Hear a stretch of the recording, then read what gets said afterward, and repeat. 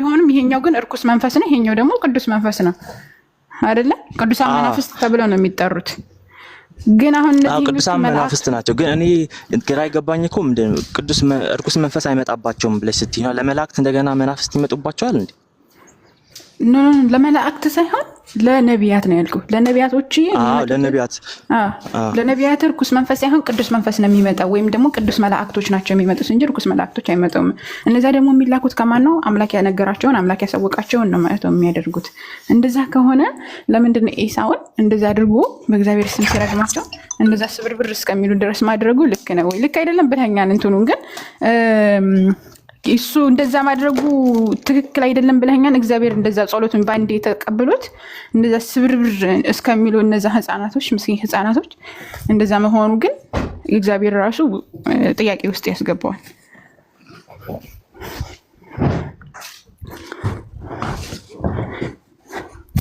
አይመስልም? ሄደ።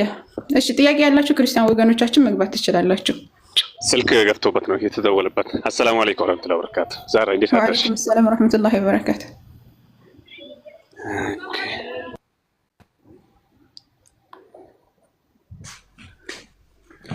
አይ ክርስቲያኖች ግን እንደዚህ አይነት እንትኖች ገባ ያሉ እንትኖች ጥያቄዎችን ብዙ አንጠይቅም። ያው እኛ ብዙ ጊዜ የምናተኩረው አንዱ አምላክ ላይ እንዴት ይመለክ የሚለው ላይ ነው እናተኩረው። እሱ ላይ እናተኩር። ያው አብዛኛው እዚህ ከውስጥ ስገባ እንደዚህ አይነት ሰዎች ብዙ መውቀስ ስለሌላቸው ለዛ ነው ይሄንን ያነሳሁት። እሺ ጥያቄ ያላችሁ ሙስሊሞችም መግባት ትችላላችሁ። ባረከላሁ ፊኩም። ሙስሊሞችም ክርስቲያኖችም ጥያቄ ያላችሁ ስል ደግሞ ፈተዋ እንዳይመስላችሁ። ቪዲዮ ፖስት አድርጌያለሁ ነው ቪዲዮን ፖስት ታደርጉ በጣም አሪፍ ነው። ኤሳው ግን እንዴት ነው ይሄንን የሚያደርገው?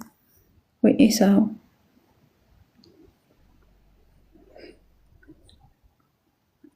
እሺ ወገኖቻችን ግቡ። ተናገር አለ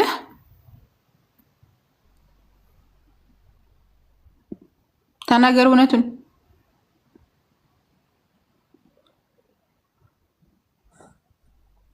ተናገር እውነቱን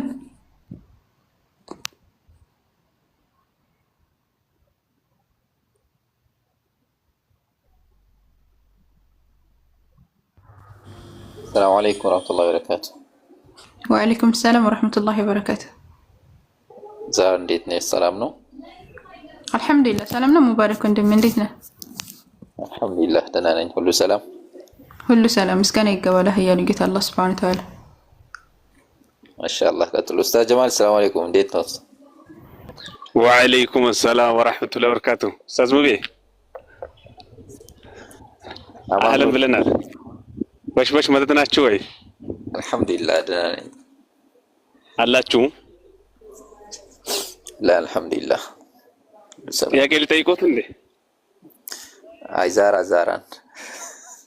زاران التيكات. እሺ مرحبا. እሺ ትላንት በምርጫ አንቺ ፖለቲካ አትስሪ ወደዛ ወደታች እንዳልልክሽ እኔ ስለፈለጉኝ ነው። እኔን ተከትሎ ነው የመጡት። አንቺ ደግሞ አረ ልጆች እንዳለ ሰው ፖለቲከኛ ሆኖልኝ እንዴ? እሺ ሁሴን ገብቷል እንዴ? እሺ እንሄዳለን ወደዛ። እኛ ወደ ምድር የመምጣታችን ሰበብ አደም ነው ወይ አብራሩልኝ ይላል። አዎ ሰበብ ነው። ወላኪን ደግሞ ልክ ለምሳሌ ልክ ክርስቲያኖች እንደሚሉት በእሱ ኃጢአት ምክንያት ወረድን የሚለው አይደለም። ምሳሌ ወደ ምድር የመጣው ለምንድን ነው? እኛ ሳይሆን እኛ ወደ ምድር የመጣነው እዚች ምድር ላይ ልንኖር ነው። አዳም የወረደበት ከሆነ ግን ወንጀል መስራቱ ሰበብ ሆኖታል። ያን ነገር ቅጣቱ ነው። ከዛ በኋላ ወደ ይቅርታ ጠይቆን ይቅርታውን አላህ Subhanahu Wa Ta'ala ተቀብሎታል። እኛ ግን እዚህ የመጣነው በአዳም ሰበብ አይደለም። በአዳም ሰበብ ሳይሆን አላህ Subhanahu Wa Ta'ala እኛ ምድር ላይ እንድንኖር ምትክ አድራጊ ነኝ ስላለ ምትክ ተተካካይ ትውልድ ስላደረገ እዚች ምድር ላይ እዚህ ልንኖር ስለተፈጠርን ነው። ምድር ላይ ልንኖር ስለተፈጠርን ነው እኛ የመጣነው። ሰላዳም የጠየቅ መስሎኝ ነው መጀመሪያ አፎን።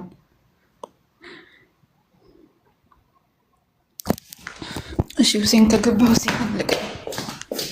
እሺ ሲራክ። አቤት። እሺ ስልክ ተደውሎብኝ እኮ ነው። አብሽር ችግር የለውም። እሺ እና አንቺ ያልሽው ሀሳብ ገብቶኛል። ለነቢያት የሚመጡት ቅዱሳን መላእክት ናቸው እንጂ እርኩሳን መላእክት አይደሉም ያልሽው ትክክል ነሽ። ቅዱሳን መላእክት ናቸው የሚመጡት።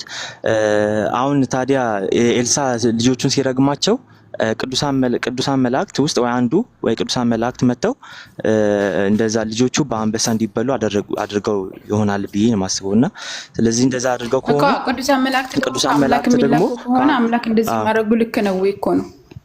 ቅዱሳን መላእክት ከአምላክ ነው የሚላኩት። ቅዱሳን መላእክት ደግሞ ከአምላክ ይላካሉ ሲባል ከአምላክ ድምጽ ሰምተው ወይ ምናምን ሳይሆን ከአምላክ በሰጣቸው ማወቂያቸው እውቀትን አውቀው ነው። በእውቀታቸው ነው ተልከው የሚመጡት። በእውቀታቸው በራሳቸው ባላቸው እውቀት ነው አስበው ነው የሚመጡትና በዛ አሰባቸው በእውቀታቸው ስለሆነ ወይ ውስጣቸው ባለው በመንፈስ ቅዱሳቸው ስለሆነ የሚመጡት ተልከው። ስለዚህ እንደዛ አድርገው ሲመጡ ደግሞ የራሳቸው ፈቃድ ነው። ስለዚህ አንዳንድ ጊዜ ፈቃዳቸውን ፈቅደው ሲያደርጉ ስህተትን ሊያደርጉ ይችላሉ ነው እኮ። እዛ ላይ ፈቃዳቸውን እኮ አይደለም የሚያደርጉት። በእግዚአብሔር ስም ሳላረገማቸው የእግዚአብሔር ጸሎት እኮ ነው የተሰማ። በእግዚአብሔር ስም ሲረገም የእግዚአብሔር ነገር እኮ ነው የተሰማው። እግዚአብሔር ሰምቶ እኮ ነው ያንን ያደረገው እንጂ መላእክቶች አይደሉም እኮ እንደዛ ያደረጉት። አይ ሲጀመር እግዚአብሔር ይሰማል የሚባል ነገር የለም ነው የምልሽ። እኔ እግዚአብሔር ይሰማል የሚባል ነገር የለም ሲጀመር። መላእክት ናቸው ሰምተው ጸሎትንም ሰምተው የሚመልሱት መላእክት ናቸው። እግዚአብሔርማ ይሰማል እንዴ? ኢየሱስ ክርስቶስ ድምጻችንን ሰማ እያለ እንትን ሲል ዱዓ ሲያደርግ ወይም ደግሞ ጸሎት ሲያደርግ እንደዚህ አይደለ እንዴ? አዎ ኢየሱስ ክርስቶስ ሲጸልይም ወደ እግዚአብሔር ነው የጸለየው። ሲጸልይ ወደ እግዚአብሔር ብሎ ነው የሚጸልየው። ግን ያን ጸሎት እግዚአብሔር የሚሰምቶ ምናምን እግዚአብሔር ለመላእክት ነግሯቸው ምናምን የሚመልስ እንደዛ አይደለም። እንደዛ ሳይሆን እኮ አይደለም ለመላእክት እኮ ይነገራቸው አላልኩም። አሁን እኮ መላእክቶችን ያስገባቸው እኮ አንተ ነህ። ግን እንደው መላእክቶች እንኳን ብትን ነው ይኔ መላእክቶችን ያስገባቸው እኔ ሳይሆን አንተ ስለሆንክ መላእክቶች እንኳን ብትል ቅዱሳን መላእክቶች ወደ ነቢያቱ የሚመጡት ቅዱሳን መላእክቶች ናቸውና ከእግዚአብሔር እየሰሙ ነው ለነቢያቶች የሚናገሩት እንጂ ከራሳቸው አይደለም። ምክንያቱም አምላክን ስለማያምፁ ማለት ነው። ገብቷል? ቅዱሳን እንተ ርኩሳን መናፍስት እኮ ከሆኑ ርኩሳን መናፍስቶች ሊያምፁ ይችላሉ አምላክን። ያው መላእክቶች እናንተ ፍጹም አይደሉም ብላችሁ ስለምታምኑ ማለት ነው።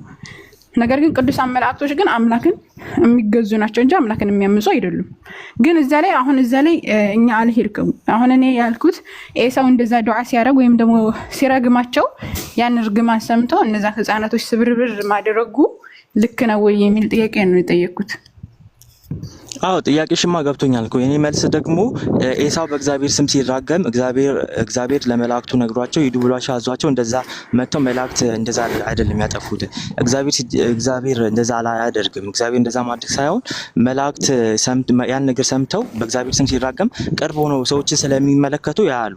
ስለዚህ ያን ነገር ሰምተው ከዛ መጥተው ነው ያን ነገር ያደረጉት ነው የምልሽ። መላእክት ከሆኑ ማለት ነው ያን ነገር ውስጥ እንትን ያደረጉት ያጠፉት። ካልሆነ መላእክት ካልሆኑ አጋጣሚ ነው በቃ ያ ነገር የተፈጠረው አጋጣሚ ነው እንጂ ሌላ የመላእክት ጣልቃ ገብነት ከሌላ አጋጣሚ ነው የሚሆነው። መላእክት ከሆኑ ደግሞ እግዚአብሔር ልኳቸው ከእግዚአብሔር ተቀብለው ምናምን ሳይሆን በራሳቸው ሀሳብና በራሳቸው ፈቃድ ነው ያን ያደረጉት። እንደዛ ሲያደርጉ ደግሞ እዚህ ጋር ተሳስተዋል። እንደዚህ ሰው በአንበሳ ማስበላት እሱ በእግዚአብሔር ስም ስለተራገመ ገና በእግዚአብሔር ስም ተራግሟል ብሎ እነሱ ደግሞ የእግዚአብሔር አገልጋዮች ነን ብለው መተው በአንበሳ ማስበላታቸው መላጣት ብለው ስላሉት ልጆችን ማስበላታቸው ትክክል አይደለም። ይሁን እንትን ማለት እንዳይሆን ያው ተደጋጋሚ ሳልሆነ ያው ፍርዱን ለህሊና መስጠት ይሻላል ብዬ አስባለሁ። እሺ ጥያቄ አለ? ያው ሀሳባችን የለኝም። ያው ላይ ሀሳባችን ስለሚለይ አንቺ መላእክት ከእግዚአብሔር ሰምተው ይመጣሉ ነው የተለያየ ሀሳብ ስላለ ነው። እሺ ጥያቄ አለ። ጥያቄ ምንድን ነው?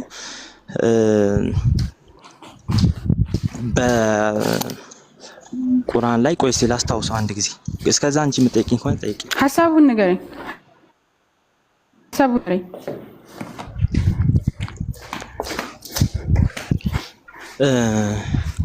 ሀሳቡን ንገረኝ። ችግር የለውም። ሀሳቡን እናወራበታለን ወይም እኔ ላውቀው እችላለሁ አንቀጽን። አዎ እሺ እንትን ሲል ኢሳ ማለት ነው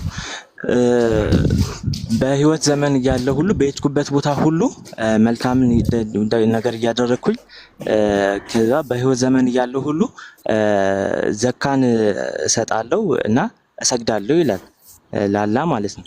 እና በህይወት ዘመን እያለ ሁሉ ዘካን የሚሰጥና የሚሰግድ ከሆነ በሰማይ እሱ ወደ ሰማይ አድርጓል ሄዷል በእናንተም። ስለዚህ ወደ ሰማይ አድርጎ በሰማይ ዘካን ይሰጣል ወይ በሰማይ ይሰግዳል ወይ የሚል ጥያቄ ነው።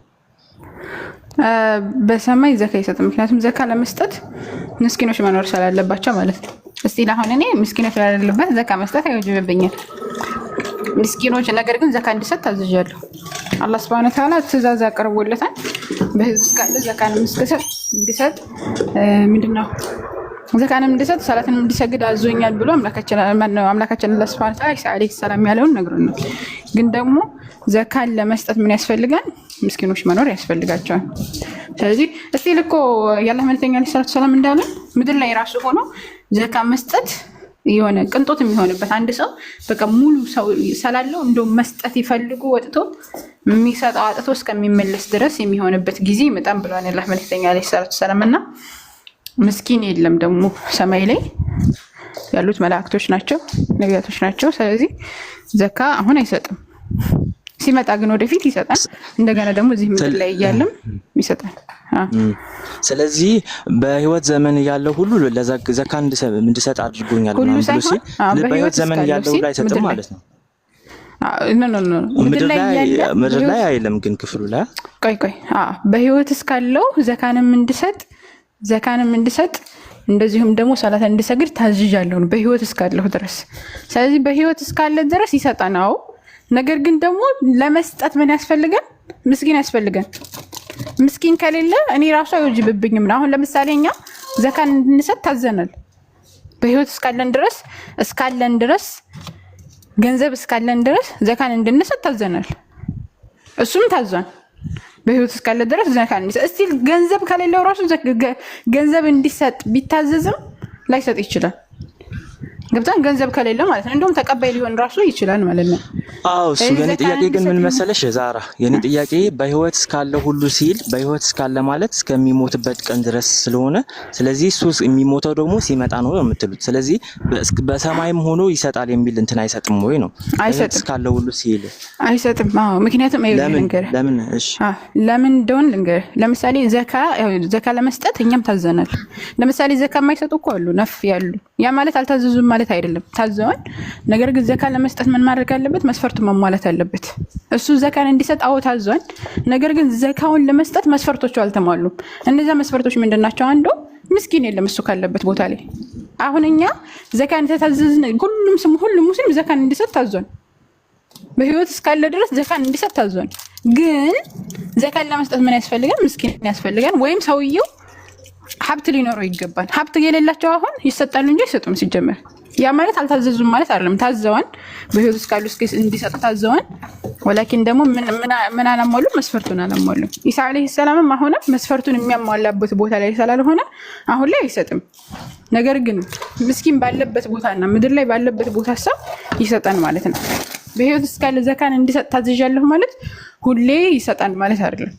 መስፈርቱ በሚሟላበት ቦታ እንደዛ ሳይሆን በህይወት እስካለው ብሎ ሲል በህይወት እስካለ ድረስ አይደለም ወይ ዘካ የሚሰጠው ነው?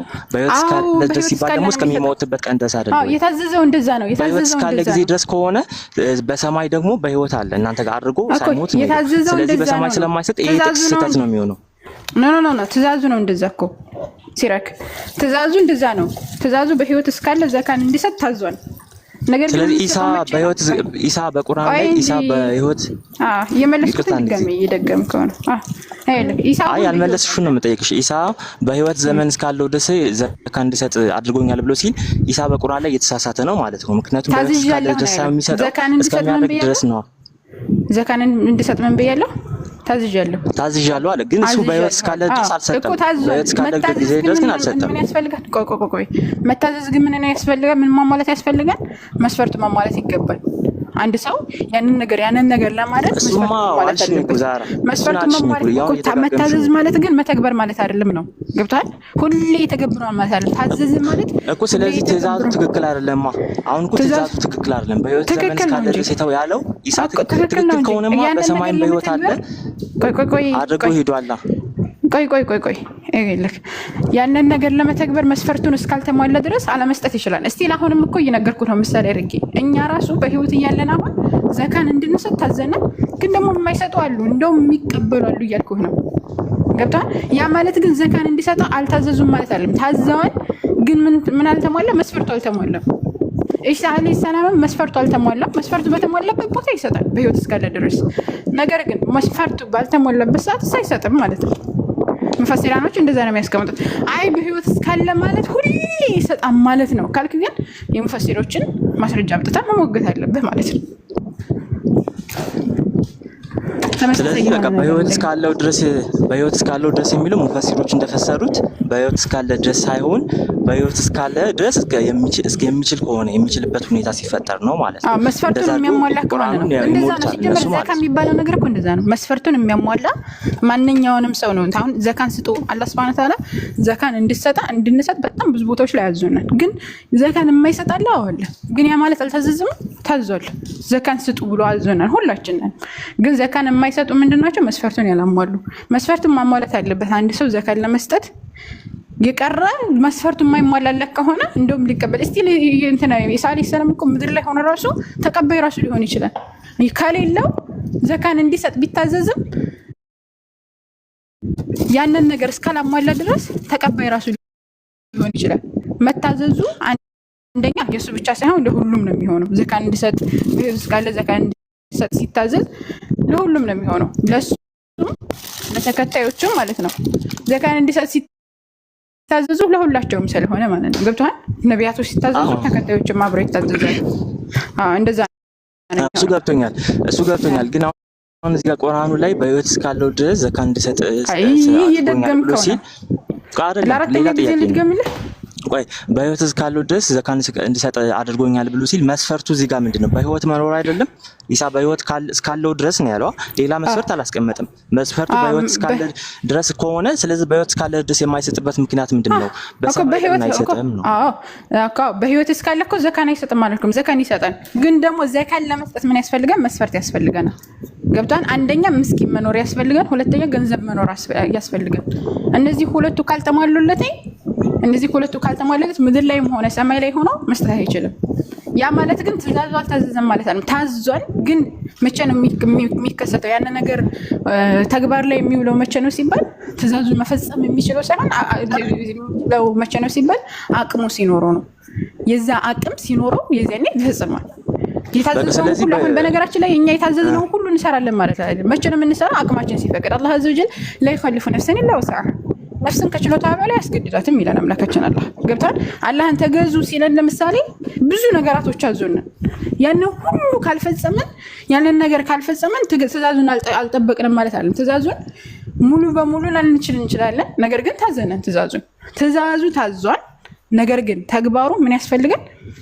መስፈርቱም ማሟላት አለበት። እሱ ደግሞ ሁለት መስፈርት አሁን የለውም። አንደኛ ገንዘብ ሰማይ ላይ ስለሆነ፣ ሁለተኛ ምስኪን የለም። አለቀ። እነዚህን እስካልተሟሉ ድረስ በህይወት ቢኖርም አይሰጥም ማለት ነው። ነገር ግን ስለዚህ በቃ ምስኪን ሲኖርና መስፈርቱ ሲሟላለት ይሰጣል። የዛኔ ይሰጣል። እሺ። ስለዚህ በቃ ምድር ላይ ሆኖ ከሌለ አይሰጥም። ምድር ላይ ሆኖ በህይወት ዘመን እስካለው ድረስ ዘካን እንዲሰጥ አድርጎኛል ብሎ ሲል በህይወት ዘመን እስካለ ድረስ ሳይሆን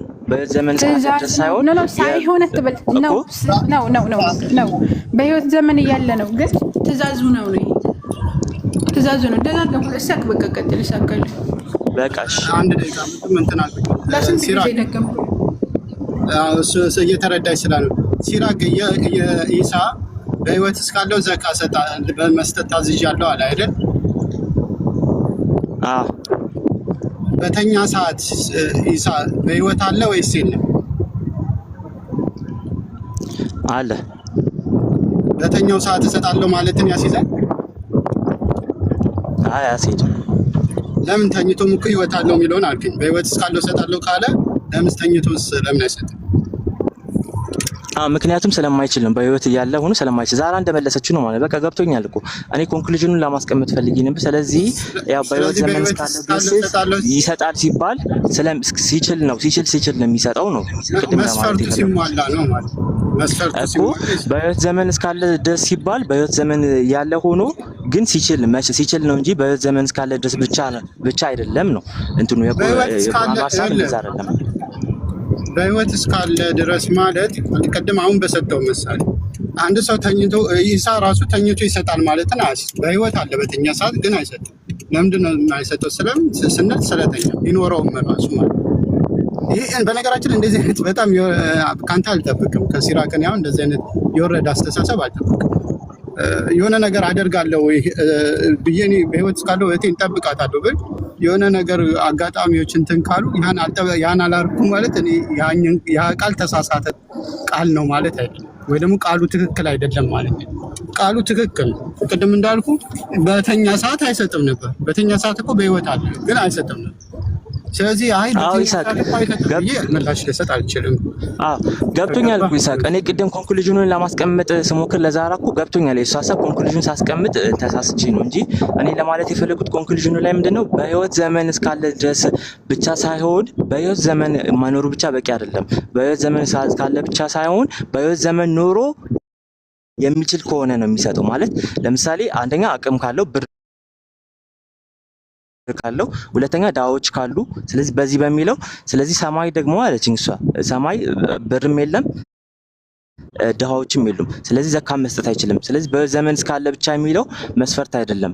በዘመን መኖሩ ብቻ ሳይሆን ከዛ ደግሞ መቻል ያስፈልጋል። ያን ነገር ለማድረግ መቻል ያስፈልጋል ብዬ ለማስቀመጥ ነው የሞከርኩት። አንተ ከማውራት ከመጀመር በፊት ማለት ነው። እንደዛ ኮንክሉዥን ስሰጥ እንትን ብዬው ነው ኔጌቲቭ አድርጌ ነው ተሳስቼ ነው። በተረፈ ገብቶኛል። ዛራ መልስዋለች። አንተም ያው አንስተህበታል፣ ጨምረህበታል። ገብቶኛል። እሺ ሳቅ። እሺ ዛራ ቀጥይ። አሁን ወደ ስራ እየገባሁ ነው። አልሐምዱሊላህ እንኳን ገባ። ዋናው ነገር ይሄ ነው።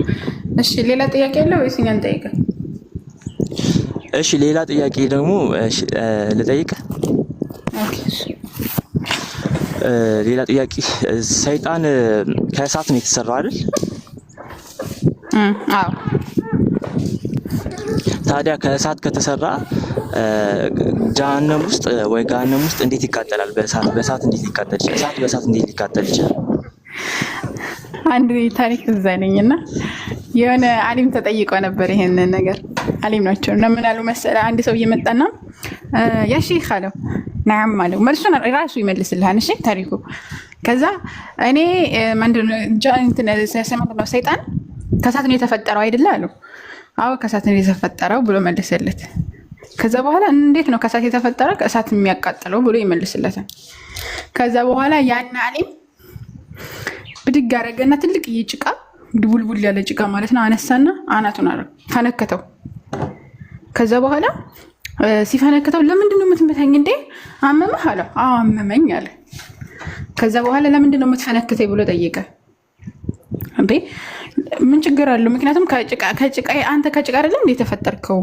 ከጭቃ አንስቼ ብመታህ ለምን ያመሃል አለው። ገብታ ከጭቃ እኛ ከጭቃ ነው የተፈጠርነው። በጭቃ ግን ሲመቱን የሚያምናል። ስንወድቅ አፈሩ ይገረፍጠናል። ያ ማለት ግን ማለት ጭቃው ጠንከር ድቡልቡል ብሎ ጠንከር ያለ የደረቀ ጭቃ ነው። አዎ እንደዛ ከሆነ ያንን ነገር ምን ያደርገዋል? ይፈነክተዋል። እኛ አሁን ከጭቃ ስለተፈጠርን ያሳምመዋል። ያ ማለት እኛ ከጭቃ ስለተፈጠርን ለምንድን ነው የሚያሳምምን ማለት እንችላለን እንዴ? አይ አንችልም። ያው ጭቃው ጠጠር ያለ ከሆነ እና ደረቅ ያለ ከሆነ ይችላል። ግን አንቺ ድንጋይ ነው ያልሽው ታሪኩ ላይ በድንጋይ መታው ነው ያልሽው? ኖ በጭቃ ደውልቡል ማለት ጭቃ በዛ ከሆነ በቃ በጭቃ ከሆነ እንትን ሊሉ ይችላል። እኔም እንደዛ ብዬ አስቤ ነበር፣ ግን ከእናንተ ልስማ ብዬ ነው። እሳት ከሆነ አሁን የእሳቱ መጠን ደግሞ ያው ዝቅተኛ ነው የሚል እንትን ይሰጣል ማለት ነው። የሰይጣን ዝቅተኛ ከሰይጣን ጋር ሲነጻጸር የእንትኑ የገሃነም እሳት በጣም ከፍተኛ ሙቀት እንዳለው ነው የሚያሳየው እሳቱ። ስለዚህ ከዛ አንጻር ያቃጥለዋል ቢባል ያስኬዳል። አዎ ያማዋል። እንደገና ደግሞ እንትን ይሄ ከእሳት ተፈጠረ ሲባል ሙሉ በሙሉ ልክ ለምሳሌ አሁን አዳም ከጭቃ ተፈጠረ ማለት ጭቃ ነው ማለት አይደለም። طيب ኦሬዲ ወደ ሰውነት ተቀይሯል። ገብቷል? ከጭቃ ይፈጠር እንጂ ወደ ሰውነት ተቀይሯል። ሰውነት የሚሰማው የሚያማው ምን የሚለው ምናምን ያ ማለት ከጭቃ ስለተፈጠርን ጭቃ ነን እንደ ሲራክ አይ አይደለንም። ያው ስጋው ምንድነው እንትን ጭቃው ስጋው ነው ይለ። ስለዚህ ስጋ እኮ ግን የፍጥራችን ግን በጭቃ ስንመታ ያምናል ወይም በሆነ ነገር ስንመታ ያምናል። ምክንያቱም ሰው ስለሆነ እነዚያም ጅኖች በከሳት ቢፈጠሩ ጅን ሆነዋል። እሳትነታቸው ተቀይሯል። ኦሬዲ ከሳት ተፈጠሩ ማለት እንደዛ ነው። አዎ ያው እኛ ልንረዳው ስለማንችል ከእሳት ተፈጠረ ማለት እሳት ነው ማለት እኮ አይደለም። ራሷ አሁን እኛ ከጭቃ ስለተፈጠረ ስጋ እንደሆነ እሱ ደግሞ እሳቱ ደግሞ ወደ አካል በሚሆን መልኩ ተለውጧል። ወደ እሱ አካል በሚሆን መልኩ ስለሆነ ስለዚህ እሳት ያቃጥሏል ቢባል ያስኬዳል። ነገሩ ይሄም ያስኬዳል። በቃ ትክክል ነው። አዎ እሺ ሌላ ጥያቄ አለ? አይ ሌላ ለጊዜው የለኝም። እሺ በቃ እኛ እንጠይቅሃ። ሌላ የሚጠይቀው አለ? የተከበሩ እዚህ ነው እንዴ? እኔ ነው ዛራ። አዎ መጠይቅ እንትና ሳዲ መጠይቅ ትፈልጋለች።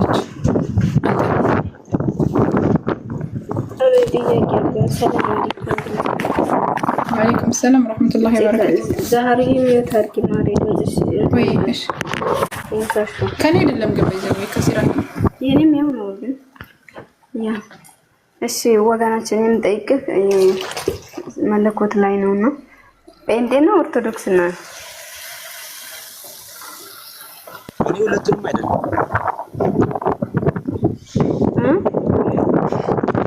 ሁለቱንም አይደለም። በስላሴ አሳምንም በአካል ሶስት በመለኮት አንድ በሚለው አዎ አላምንም።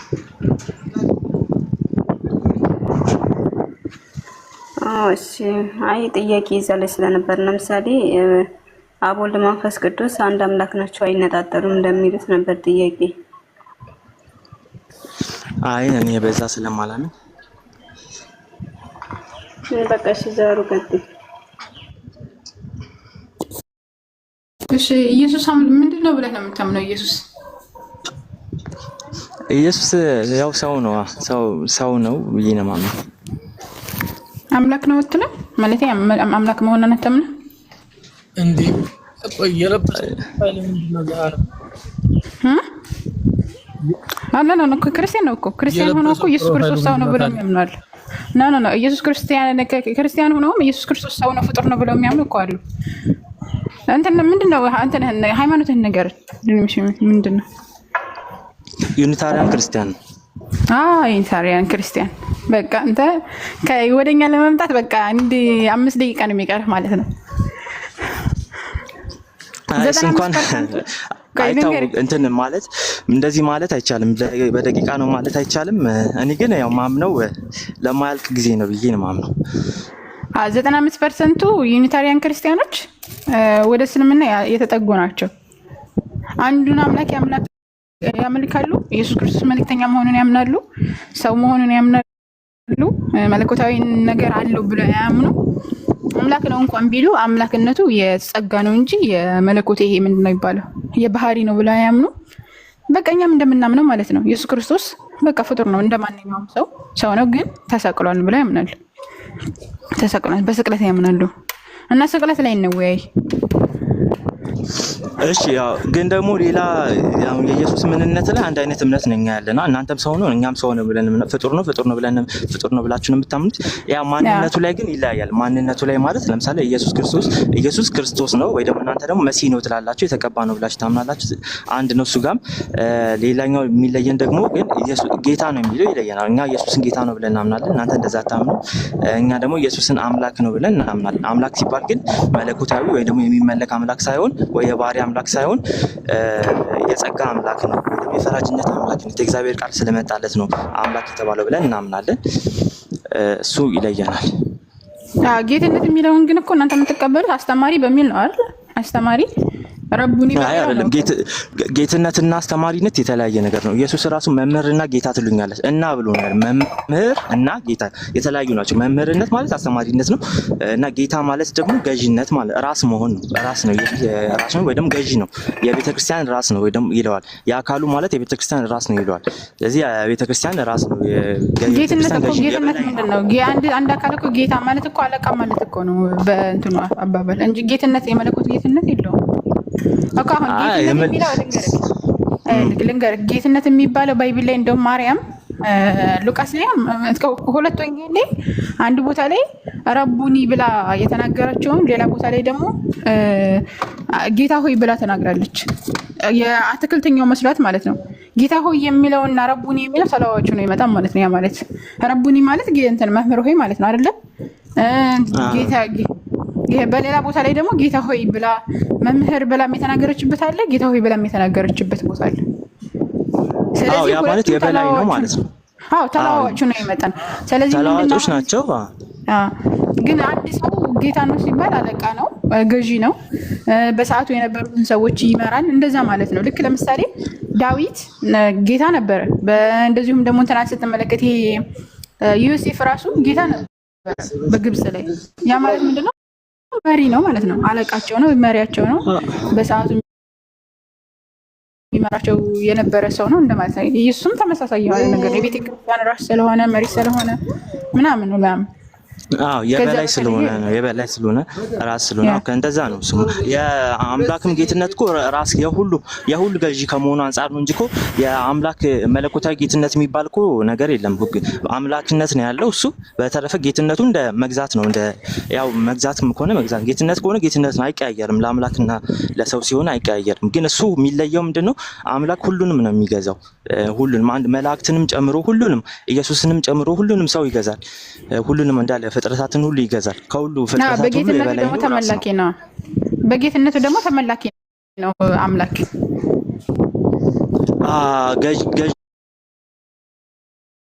ገዥነቱ ጌታ ነው ብሎ ሲባል ደግሞ ጌትነቱ ሲባል ደግሞ በጌትነቱ ይመለካል። ትክክል ነው። ስለዚህ አሁን ይሄ መለኮትን ማነው አምላክ ተብሎ የሚጠራውም ደግሞ ተመሳሳይ የሆነ ልክ እንትና ማለት እንደ ሙሴን በእንትና ላይ በፍርዖን ላይ አምላክ እንዳደረገው አምላክ ልክ እንደዚሁ ኢየሱስ ክርስቶስም አምላክ ተደርጓል ነው። አምላክነቱ ተመሳሳይ የሆነ ነገር ነው። ከዛ የተለየ ነገር የለው። የጸጋ ነው። አንድ ነው። ተመሳሳይ ነው። መጠኑ ግን ይለያያል እንጂ ተመሳሳይ ነው ማለት መጠኑ ስልሽ አሁን ለምሳሌ የኢየሱስ ክርስቶስ ጌትነት ለብዙ ሰዎች ነው የሚሆነው። ለብዙ ሰዎች ነው። ሙሴ ደግሞ አምላክ የተደረገው በፈርዖን ላይ ብቻ ነው። ኢየሱስ ደግሞ በቤተክርስቲያን እንዳለ አጠቃላይ በቤተክርስቲያን ሁሉ ላይ ነው ራስ የሆነው። ከዛ አንፃር ይለያያል። አምላክን ፈራጅነቱም ደግሞ የእግዚአብሔር ቃል የመጣለታቸው የኢየሱስ አምላክነት ከነዛ ከእግዚአብሔር ቃል ከመጣላቸው አማልክት የበለጠ አምላክነት ነው ያለው። ምክንያቱም እነዛ የእግዚአብሔር ቃል መጥቶላቸዋል፣ ግን ኢየሱስ ደግሞ የመጣለት የእግዚአብሔር ቃል ከነሱ የበለጠ የእግዚአብሔር ቃል በመጨረሻ ሁሉ በእነሱ ላይ ለእያንዳንዱ እንደ ስራው ከፍል ዘንድ ዋጋዬ ከኔ ጋር ነው እንዳለው እነሱ ላይ ራሱ ዋጋቸውን ለእነሱ ራሱ መስጠት የሚችል አማልክት ላይ ሁሉ ይፈርዳል። እነዛ የእግዚአብሔር ቃል የመጣላቸው ላይ ስለሚፈርድ እሱ የበለጠ የእግዚአብሔር ቃል የመጣለት የበለጠ አምላክነት ወይ ደግሞ ፈራጅነት ነው ያለው። በደረጃ ይለያያሉ ነው። እሺ አሁን ይሄ የስማማን ችግር የለውም። አሁን እኛ ረሱል ሰለላሁ ዐለይሂ ወሰለም በደረጃ ከሁሉም ይበልጣል እንላለን። በተመሳሳይ ደግሞ በደረጃ ብቻ ሳይሆን እንትኖች 5 ነቢያቶች ከሌሎች ነቢያቶች በደረጃ ይበልጣሉ። ከነዛ ደረጃዎች ደግሞ ረሱል ሰለላሁ ዐለይሂ ወሰለም በደረጃ ይበልጣሉ። ወአለይኩም ሰላም ወራህመቱላሂ ወበረካቱ። ወአለይኩም ሰላም። እኔ የምለው ማለት ነው ትናንትና እዚህ ቤት 3K ምናምን ነበርና እዚህ ቤት የምንሰበሰበው ልጆች እየለንም እንዴ ማለት ታብ ለማድረግ ማለት ነው። ታዋቸው እኔ ታብ እንዳደርጉ አልፈልግም መስሎኝ ታዋቸው ሲራክ አይደለም። ብዙውን ጊዜ ተቀምጠን እናደርግ። ለምንድን ነው የማናደርገው? ከስር ያለ ነው እያዳመጠ ታዋቸው። እኔ አድርጉ ማለት አድርጉ በላቸው። ታፕ አድርጉ ከታች ያላችሁ ላላ አታድርጉ። ታዋቸው አታድርጉ ነው አልፈልግም። እኔ ልልሻለሁ ችግር የለም ማለት ስመጣ ልልሻለሁ ላላ አልፈልግም። እኔ ልልሻለሁ ስመጣ እነ ጀማልም ይሉልሻል ሌሎችም ይላሉ። በቃ ችግር የለም። አታድርጉ አታድርጉ። እሺ እንትን አሁን ወደ ስቅለቱ እንሄድ። እንትኑ ይሄ ስቅለቱን ብናይ ሞር ይሻላል ብዬ አስባለሁ። እሺ ስቅለቱ አሁን አንተ ስቅለቱ ኢየሱስ ክርስቶስ ተሰቅሏል ብለህ ታምናለህ?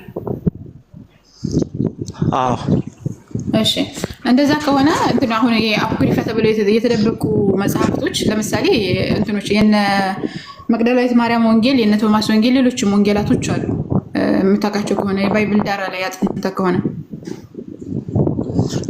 አልዶሽ እነዛ መጽሐፍቶች ላይ ደግሞ እነዚህ እኩል እድሜ ነው ያላቸው ከማቴዎስ ከሉቃስ ከዮሐንስ እና ከማቴዎስ ጋራ እኩል እድሜ ነው ያላቸው። የነ ቶማስም የነ መቅደላዊት ማርያም የነ በርናባስም ሁሉም ወደ 40 ምናምን ወንጌላቶች ከአራቱ ውጭ ማለት ነው። እነዛ እኩል እድሜ የተወሰነ በአመት ለምሳሌ አንደኛው ክፍለ ዘመን ላይ የተዘጋጁ አንደኛው ክፍለ ዘመን ስለ ወደ ሁለተኛው ክፍለ ዘመን መግቢያ ላይ ማለት ነው እንደዚህ የተዘጋጁ አሉ ተብሎ ይታመናል። እንደዚሁም ደግሞ ሁለተኛው ክፍለ ዘመን፣ ሶስተኛው ክፍለ ዘመን እስከ አራተኛው ክፍለ ዘመን ነው ማኑስክሪፕቶች የተዘጋጁ። አራተኛው ክፍለ ዘመን ላይ ማኑስክሪፕቶች የተዘጋጁበት ነው። ግን ደግሞ ወደ ክታባት የተባሉት ደግሞ ወይም ደግሞ እንትን ይሄ ምንድነው ፍራግመንት ደግሞ አለ ተብሎ የሚታመነው ግን ሁለተኛው ክፍለ ዘመን ላይ ነው አብዛኛው አለ ተብሎ የሚታመነው። እነ ሉቃስ እነ ማርቆስ እነ ዮሐንስም ሌሎችም መጽሐፍቶች። እንደዛ ከሆነ እነዛ መጽሐፍቶች ላይ ኢየሱስ ክርስቶስ ሳይሰቀል ወደ ሰማይ አረገ የሚል ይህን ከይዝለ ሌሎችንም ስትመለከት ለምሳሌ የጳውሎስ መልእክታቶችን ስትመለከት የጳውሎስ መልእክታቶች ራሱ ይጻፋቸው የሚባለው ላይ አብዛኞቹ ላይ እርግጠኛ ያልሆነበት ሁኔታ አለ። ሌላው ደግሞ ጳውሎስ ራሱ ኢየሱስ ክርስቶስን ሲያሳድድ የነበረ ከጊዜ በኋላ የመጣ ሰው ነው። እስቲ ጳውሎስ ኢየሱስ ክርስቶስን አያውቀውም። ከጊዜ በኋላ መጥቶ ተገለጠልኝ ያለ ግለሰብ ነው። 14ቱ መልእክታቶች ስትመለከት ዮሐንስ ማነው እንትና የሐዋርያት ሥራን ሳይጨምር 13 መልእክቶች ማለት ነው። ከስም ውጭ አሉ። በነገራችን ላይ ሌሎች ያልተካተቱ አሉ። እነዛን ነገራቶች ስትመለከት ጳውሎስ ከጊዜ በኋላ እንደውም ኢየሱስ ክርስቶስን ሲያሳድድ ነበር። ከዛ በኋላ ከጊዜ በኋላ እንደመጣ ነው የምትመለከት። ወደ ብሉይ ኪዳን ጥቅሶች ስትመለከት የብሉይ ኪዳን ጥቅሶች ያው አብዛኛውን ስትመለከተው በደንብ ከትኩረት አድርገህ ስትመለከተው ስለ ኢየሱስ የማያወሩ በሰዓቱ በጊዜው የተፈጸሙ ነገራቶች ግን ደግሞ ድርብ ትንቢት ብላችሁ እናንተ አምጥታችሁ ድርብ ትንቢት ብላችሁ የምታመጣቸው ነገራቶች አሉ። በጊዜው የተከሰቱ ክስተቶች ናቸው እና ድርብ ትንቢት ብላችሁ እናንተ ያመጣችሁት ነገር ያን ነገር ትክክል ነው ወይስ አይደለም የሚለው ደግሞ ሌላ ጥያቄ ውስጥ የሚያስገባ ነገር ነው። ያንን ነገር ትክክል ነው ወይስ አይደለም የሚል ነገራቶች እንዳሉ ሆነው ማለት ነው። ያንን ነገር ማምጣቱ ድርብ ትንቢት ብሎ አንድን ትንቢት አምጥቶ ለሌላ አካል ማዋል ትክክል ነው ወይስ አይደለም የሚለው ነገር በምሁራኖች መካከል አሁንም ልዩነት ያለው እንዳሉ ሆነው እንደዛ ከሆነ አሁን አራቱ ወንጌላቶች ቢሆኑ አራቱ ወንጌላቶች አንደኛ ጸሐፊያቸው የማይታወቅበት ሁኔታ አለ። ለምሳሌ ሉቃስን ብትመለከት አንዳንዶቹ አይ የጳውሎስን ሐሳብ ነው የጻፈው፣ አንዳንዶቹ ደግሞ አይ ሉቃስ ራሱ ነው የጻፈው። እንደዚህ አይነት ነገራቶች አሉ። የማቴዎስንም የሉቃስንም የዮሐንስንም ስትመለከት እንደዚሁ የመጀመሪያው ክፍለ ዘመን ላይ ፍራግመንቶች ራሱ አታገኝም። የመጀመሪያው ክፍለ ዘመን ነው ተጻፉ በሚባለው ለምሳሌ ኢየሱስ ክርስቶስ ካረገ ከ36ኛው ዓመት ጀምሮ እስከ መጀመሪያው መቶ ክፍለ ዘመን ላይ የመጀመሪያው መቶ ክፍለ ዘመን ስትመለከት የፍራግመንቶች አታገኝም። አሁን እዛ ላይ ወይም እስከ ሁለተኛው መቶ ክፍለ ዘመን ድረስ ስትመለከት ስቲል ፍራግመንቶችን እስከዛ ድረስ አታገኝም። ከ200 ዓመት በኋላ ያሉ ፍራግመንቶች ናቸው ያሉት። ያ ማለት እነዚህ አካላቶች ጽፈዋል ወይስ አልጻፉም የሚለው ላይ ራሱ ጥርጣሬ ውስጥ እንድንገባ ያደርገናል ማለት ነው። እነዚህኞችን መጽሐፍቶች ስትመለከት ግን ጥቂት የሚባለው አይደለም። በነገራችን ላይ እነዚህ የነ ባርናባስ ወንጌል እኔ ጥቂቶቹን ጠቀስኩልህ እንጂ 40 ምናምን ነበሩ። ወደ 48 49 የሚደርሱ ነበሩ። ከ48 እና ከ49 አራቱ ናቸው የተመረጡት እና እነዚህ አብዛኞቹ ወደ 30 ምናምን የሚደርሱ ኢየሱስ ክርስቶስ ሳይሰቀል ወደ ሰማይ አድርጓል፣ አይ ኢየሱስ ክርስቶስ አልተሰቀለም፣ እንደዚህ ነው የሚሉ ነገራቶች ወይም በኢየሱስ ክርስቶስ ቦታ ሌላ ሰው ነው የተሰቀለው ምናምን የሚሉ ነገራቶች ካሉ እነዚህኞቹን የማናምንባቸው እነዛኞቹን ደግሞ አሁን አንተ ቀደም እንዳልከው ከተአማኒነታቸው ማኳያ አንስተን እንዳወራ ነው እነዚህኞቹን እንድናምናቸው እነዚህኞቹን እንዳናምናቸው የሚያደርገን ነገር ምንድነው? ምክንያቱም እነዚህኞቹ ራሱ የዓይን እማኞች ናቸው። ለምሳሌ መቅደላዊት ማርያም ብትመለከት የዓይን እማኝ ነው። እስቲል እንትና ቶማስን ብትመለከት የዓይን እማኝ ነው። ሌሎችንም ስትመለከት እነ ባርናባስ ሌሎችም እንደውም ከጳውሎስ በተሻለ እነሱ የዓይን እማኝ ናቸው። እነዚህኞቹ እንደገቡ ያደረጉባቸውን ደግሞ ምሁራኖች በሚያብራሩ ጊዜ ኢየሱስ ክርስቶስ አለመሰቀሉን ስላረጋገጡ ኢየሱስ ክርስቶስን ሕማማን ስለማይዘግቡ ነው ያልገቡት ወይም ያልተካተቱት ብለው የሚናገሩበት ሁኔታ አለ እና ይህንን ነገር እንዴት ነው ልንቀበለው የቻልነው? ነው አራቱን ወንጌላቶች ብቻ መርጠን ሌሎችን አፖክሪፋ ወይም ድብቅ ብለን እንድንጥላቸው ያደረገናቸውን ነገር ምንድን ነው? መስፈርቱ ምንድን ነው ነው?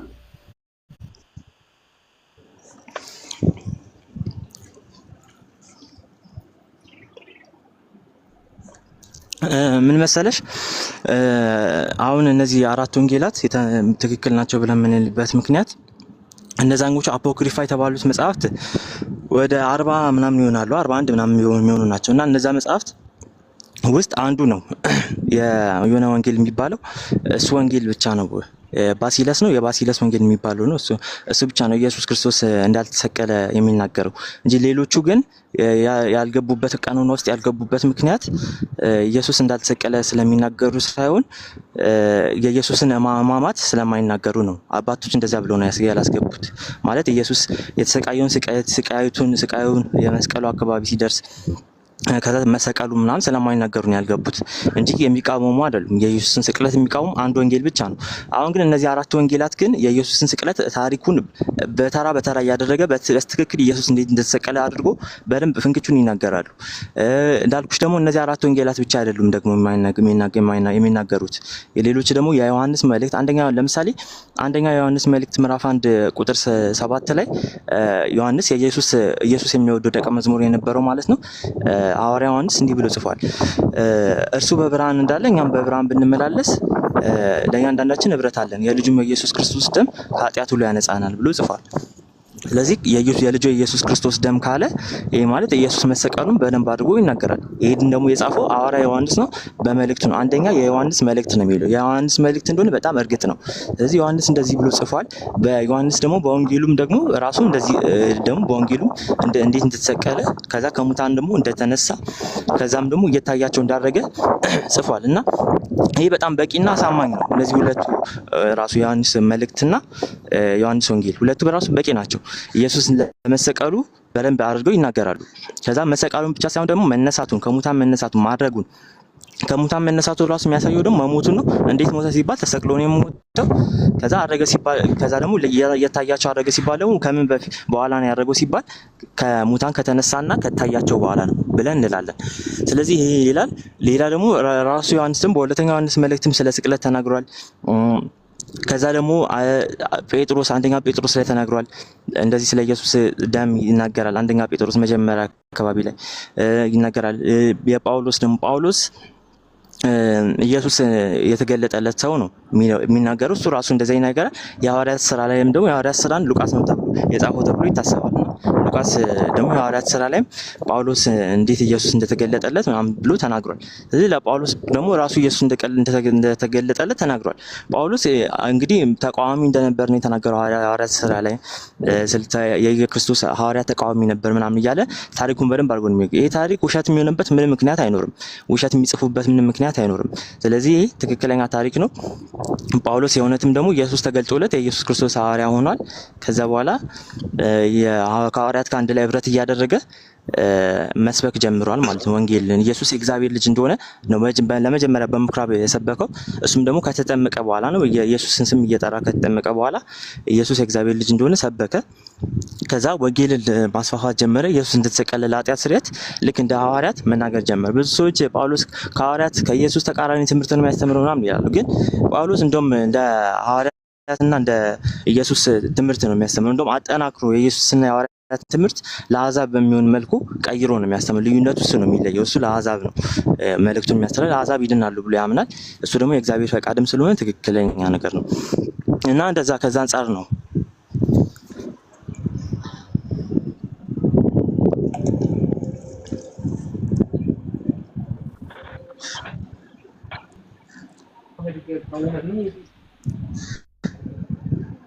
ዛራ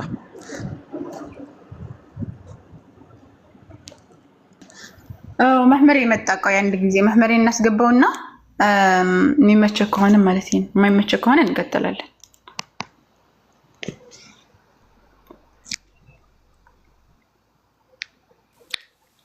አስገብቼዋለሁ። እስኪ ከተማቸው ኢንሻአላህ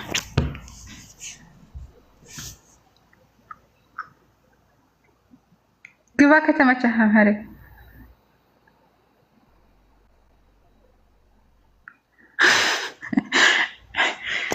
እሺ ሐዋሽ ጀዛከላሁ ኸይር።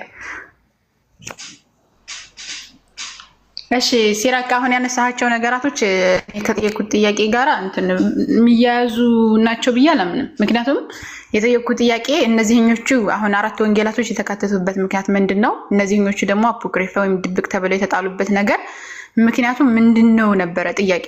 ምክንያቱም ምንድነው? ምክንያቱም እነዚህኞቹን ታማኝ እንዳያደርጋቸው እነዚህኞቹን እንዲታመኑ እንዳያደርጋቸው የሚያደርግ ምንም ነገር የለም ነው። ሁለታቸውም አባቶች መርጠው ይሄ ነገር ትክክል ነው ብለው አራተኛው ወይ ማነው ሶስተኛው ክፍለ ዘመን ላይ መርጠው ከመስጠት በዘለለ ነገር እነዛኞቹን ስህተት የሚያደርጋቸው ነገር ምንም ነገር የለም። አንተ እንዳልከው ይሄ ህመማንን ይዘግባሉ የሚሉት የተወሰኑት ናቸው ይላልከው። ይሄ ምንድነው ኢየሱስ ክርስቶስ አለመሰቀልን ይዘግባሉ ያልከው ነው። ኢየሱስ ክርስቶስ አለመሰቀልን የሚናገሩ ሌሎችም አሉ። አንተም እንዳልከው የባርቴሊዲስ የሚባለው ወንጌልና እንደዚሁም ደግሞ የበርናባስ ወንጌል ራሱ አለ። ሌሎችም ወንጌላቶች አሉ። ኢየሱስ ክርስቶስ ሳይሰቀል ወደ ሰማይ ያረገ እንደውም በሱ ቦታ ማን ነው የሚባል ይሄ እንትና ይሁዳ ራሱ ተሰቀለ የሚሉ ወንጌሎች እኮ አሉ አይደል እንዴ? ሌሎችም ወንጌላቶች አሉ። እነዚህን ወንጌላቶች ከተመለከተ ኢየሱስ ክርስቶስ ሳይሰቀል አረገ የሚሉም እንደዚሁም ደግሞ በሱ ቦታ ሌላ ተሰቀለ የሚሉ ወንጌላቶች አንድ ብቻ ሳይሆን በጣም ብዙ አሉ። እንዳልከው ወደ 41 ከዛም በላይ የሚደርሱ ወንጌላቶች እነዛን እንዳይካተቱ ያደርጋቸው ኢየሱስ ክርስቶስን ህመማን አለመዘገብ ብቻ ከሆነ ለምንድን ነው እነዛ ሰዎች አብረው የነበሩ የአይን እማኝ የነበሩ ሰዎች ሆነው ሳለ ከጊዜ በኋላ የመጡት እነ ጳውሎስን አሳማኝ ናቸው ብላችሁ ተቀብላችሁ እንደገና ስቲል እነ ሉቃስ እኮ ከዚህ በኋላ ነው ኢየሱስን እኮ አውቁትም። እነ ሉቃስ አሁን ኢየሱስ ማቴዎስ ስቲል ማነው ዮሐንስ የሚባለው አካል ማቴዎስ ነው ዮሐንስ እንትና ሉቃስ ማርቆስ ለምሳሌ ማርቆስ ራሱ ኢየሱስ ክርስቶስን አያውቁትም። ግልጽ ነው። ከጊዜ በኋላ ማለት ነው ስቲል እንትና ማነው ማርቆስ ሲናገር ማነው ሉቃስ ሲናገር ብዙዎች ታሪክን ስላዘጋጁ እኔም ላዘጋጅለት መልካም ሆኖ ታየኝ ብሎ ነው ያዘጋጀው። በቃ ብዙዎች ታሪክን ያዘጋጁ ነበረ በሰዓቱ ሊሱም ሊያዘጋጅለት መልካም ሆኖ ታየ ለቴዎፍሎስ ለሚባለው እንትኑ ማለት ነው ጓደኛው ማለት ነው። ስለዚህ እንደዛ ከሆነ እንዴት ነው ታማኝነት ሊኖረው የሚችለው ነው? አሁን እነሱ ተሰቅሏል ምናምን የሚሉት ነገራቶች እኮ የሉም ብዬ አልሞገትኩም። እኔ ሊኖራሉ ባይብል ላይ እኮ የመልእክታቶች የጳውሎስ መልእክታቶችም ላይ እንደዚሁም ደግሞ ወንጌላቶች ላይ ሌሎችም ያዕቆብ መልእክት ብለህ እንዳስቀመጥከው ዮሐንስ ራእይም ኢየሱስ ክርስቶስ እንደተሰቀለ የሚያሳዩ ጥቅሶች እኮ አሉ። ግን በተመሳሳይ እንዳልተሰቀለ የሚያሳዩ ጥቅሶች እንዳሉ ሆኖ ማለት ነው። ለምሳሌ ኢየሱስ ክርስቶስ እንዳልተሰቀለው የሐዋርያት ሥራ ላይ ሌሎችም ማቴዎስ ላይ ሉቃስ ላይ እንዳልተሰቀለ የሚያሳዩ ጥቅሶች እኮ አሉ። እስቲ ኢየሱስ ክርስቶስ እንዳልተሰቀለ ከሚያሳዩ ጥቅሶች መካከል በጣም ብዙ ካሉ እንደዚሁም ሌሎቹም ኢየሱስ ክርስቶስ ራሱ ሲሰቀል ሁላቸው ሊሰቀል አካባቢ ምናምን ወደ እንትኑ እየወሰዱት እያለ ሁላቸውም ሲሸሹት እመለከታለሁ። ሁላቸውም ትተው ሸሹ እየተባለ ራሱ ማለት ነው ፈርተው ገብቷል።